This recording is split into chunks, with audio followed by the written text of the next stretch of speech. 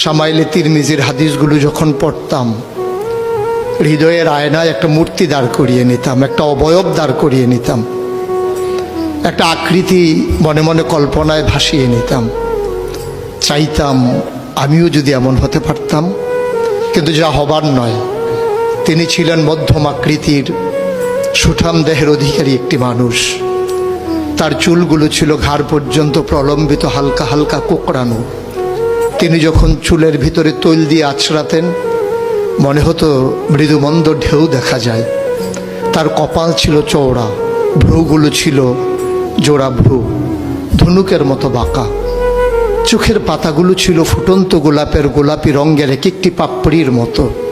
তিনি কখনো বা যখন চোখের পলক ফেলতেন, মনে হতো মৃদুমন্দ বাতাসে গোলাপ পাপড়ি যেন দোল খাচ্ছে। তার চোখের সাদা অংশ ছিল রক্তিমাভ সাদা, কালো অংশ ছিল কৃষ্ণ কালো। তার নাকটা ছিল খাড়া, নাকের ছিদ্রগুলো ছিল ছোট ছোট।